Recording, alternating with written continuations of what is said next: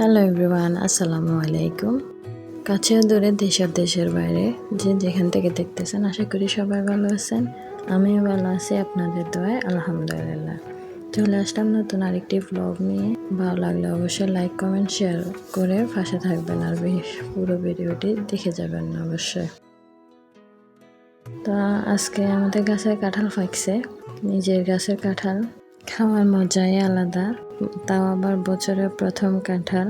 এতদিন সবাই আর কাঁঠালগুলো সবাই অনেক পছন্দ করে, আমাদের ঘরে সবাই কাঁঠাল পছন্দ করে, ছোট থেকে বড়। তো তাই বাচ্চারাও অনেক আনন্দ করতেছে কাঁঠাল খেতে। তো যাই হোক, আমরা সবাই মিলে কাঁঠালটা ফিরে নিয়েছি। তো করার পরে নাস্তা পানি খেয়ে সকালবেলা তারপরে কিছুক্ষণ নামাজ, বাচ্চা ছেলেকে একটু পড়াইতে বসাইছি। একটু বাচ্চাদেরকেও তো এখন একটু সময় দিতে হবে, তার উপরে ওর এখন পরীক্ষা, এজন্য আমি ভিডিও ঠিকমতো মেক করতে পারতেছি না। তো এদিকে আবার অনেকগুলো আম নিয়ে আসছিল, এটা আর কয়েকদিন আগের আম, আমি আসলে দিতে পারিনি। আমাদের আমার শ্বশুর বাড়ির পুরাতন বাড়িতে এতগুলো আম হয়েছিল, তো ওনাদের ওইখান থেকে এতগুলো আম নিয়ে আসছে, অনেকগুলো আম। তো সবগুলো আম মানে এতগুলো আম দেখে অনেক আনন্দ লাগতেছে। নিজের গাছের আম, শ্বশুর থাকলে অনেক খুশি হয়ে যেত, আমার শ্বশুর তো নাই। তো আমগুলো দেখে অনেক আনন্দ লাগতেছিল, নিজের গাছের আম খাবো। তো আমি এদিকে আমগুলো ফেঁকে গেছে অনেকগুলো, কেটেও নিয়েছি অনেক, সবাই একসাথে বসে খাবো, তাই অনেকগুলো কাটছি। এই যে আমরা এখন সবাই মিলে এগুলো খাবো। একটু আমার কাছে একটু শুকনো মরিচ, লবণ দিয়ে মেখে খেতে ভালো লাগে, আমি সেভাবে খাবো। আমার ননদ ওইভাবে খাবে না, তাই ওনার জন্য উনি আগে একটু নিয়ে নিচ্ছে আগে কয়েকটা। তো এই তো, আপনাদের কার কার কাছে কাঁঠাল আম ধরেছে অবশ্যই জানাবেন। আমরা বাপের বাড়িতে কিন্তু এবার একদমই কাঁঠাল আম কিছুই ধরেনি, কিন্তু যাক শ্বশুর বাড়িতে আলহামদুলিল্লাহ অনেক ধরেছে, মাশাল্লাহ। নিজের গাছের পিওর আম খেতে, কাঁঠাল খেতে অনেক ভালো লাগে। নিজের গাছের আম, কাঁঠাল এগুলো আল্লাহর নিয়ামত, কয়জনের কাছে থাকে। শহরের মানুষ তো এইসব কিছুই দেখতেও পারে না, আমরা গ্রামের মানুষ তো এইসব দেখি। এসবের যে আনন্দগুলো, এগুলো শহরের মানুষ ছিটেফোঁটাও পায় না।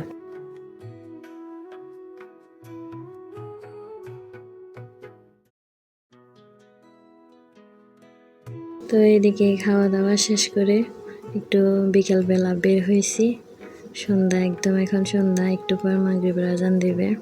বের হয়েছিলাম, তাই একটু ক্যামেরা বন্দি করলাম ভিউটা। এটা আমাদের বাড়ির উঠান, আমাদের বাড়ির উঠানটা আপনাদের সাথে শেয়ার করতেছি এখন।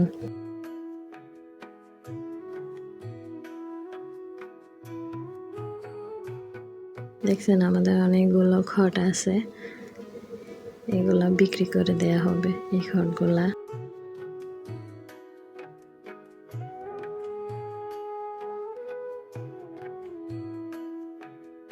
তো আজকে রান্না করব, মধুভাত রান্না করব, আমাদের চট্টগ্রামের ঐতিহ্যবাহী খাবার যেটা মধুভাত।